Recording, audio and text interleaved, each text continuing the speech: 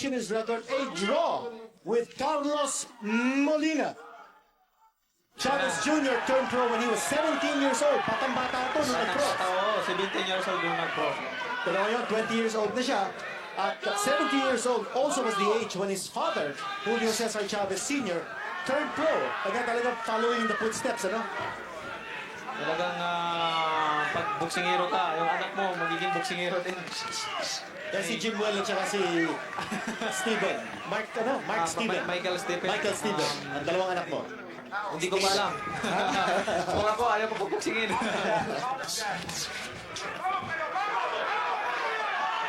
Maganda yung uppercut ni Chavez doon.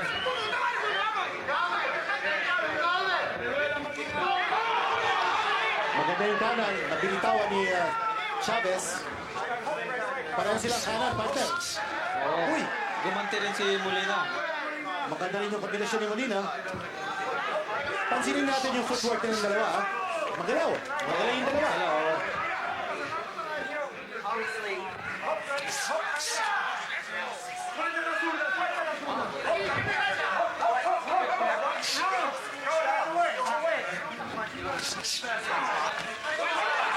Yung mga suntok nila, puro mga ano na, mga solid. Oo. Oh, binibitawan nila, oh, hindi jab eh. Puro Yes. hook, puro hook. Oo. Walang jab dito. Medyo hindi masyado nagagamit ang jab. At saka parang gusto nilang gawin eh, ano, patulugin ka agad yung kalaban eh. Oo. Ha?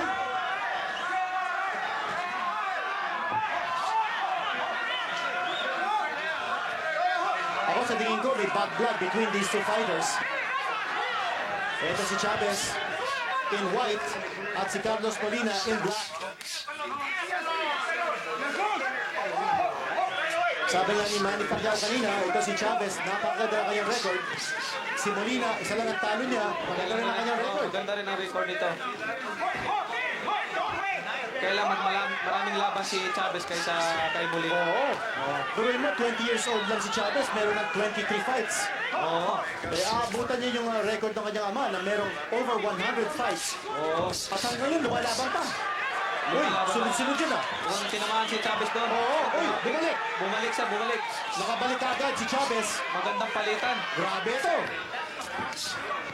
At yun, gantihan silang dalawa. Madidiin ang mga suntok ng mga nabinibitawan itong dalawang boksingero na ito. Oh, hindi, no? Oo, Hindi yung suntok ni Chavez. Yung mga hook. Sa tingin ko, parang mas madiin yung mga suntok ni Chavez eh. Oo. Okay, round number 1. Yan naman ang ama ni Julio Cesar Chavez Jr. Well, let me know if this pistol gets in.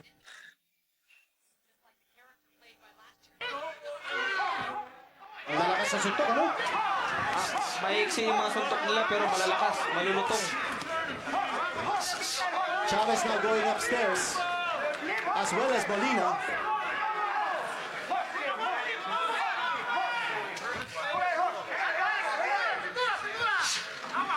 Magandang depensa ni Molina, no?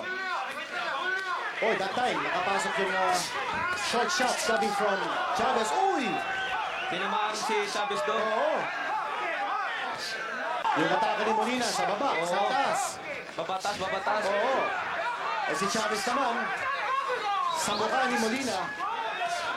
Palitan dito, parang labang si Molina. Lamang si Molina sa palitan. Kumukuha ng chimpo si Chavez. Kumukuha ng chimpo. O yun, may tama din sa tagiliran si Chavez. Naku, uppercut. Magandang uppercut yun. Yun. Sunod-sunod yun. Sunod yung patama ni Molina. Okay, ito na po. Ito na. Brian Viloria, Manny, sa tingin mo, ano dapat gawin dito ni Viloria?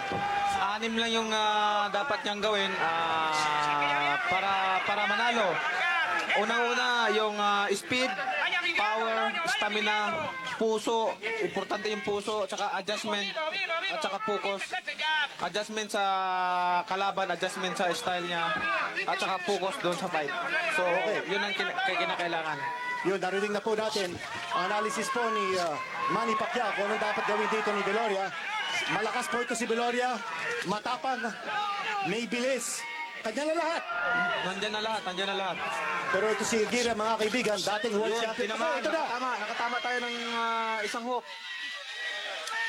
Grabe ito si Viloria. Tumatake agad si Brian Viloria.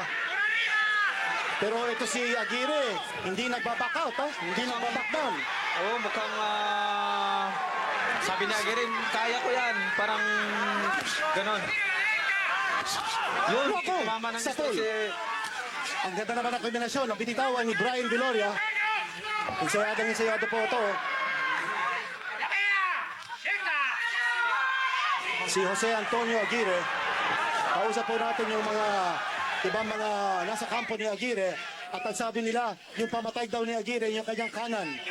Marunong siya mag-box, marunong siya mag-punch. At confident daw si Aguirre na talunin si Brian Viloria. Ano kaya ang mangyayari dito sa laban natin? Brian Viloria took only one round to whip Eric Ortiz for the championship. Mukhang tinamaan si Brian doon ng straight. Mukhang malakas din ito si Aguirre. Malakas din. Tumakounter ng konti ito si Malakas Brian din ito si Aguirre. Viloria. Oh.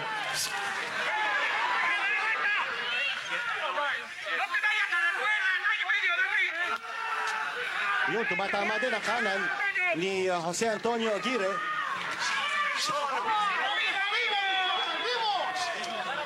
Nice jabs coming from Brian Viloria. Maganda Babalikan yung, naman siya ni maganda yung Aguirre. depensa ni Brian Viloria.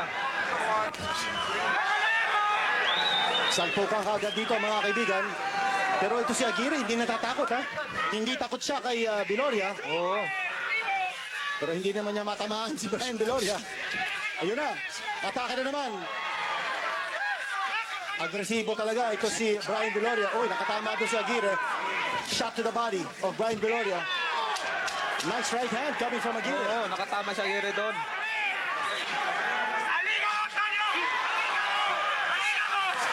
Aguirre showing signs of life here towards the end of round number 1. Viloria versus Aguirre. Magandang round yun.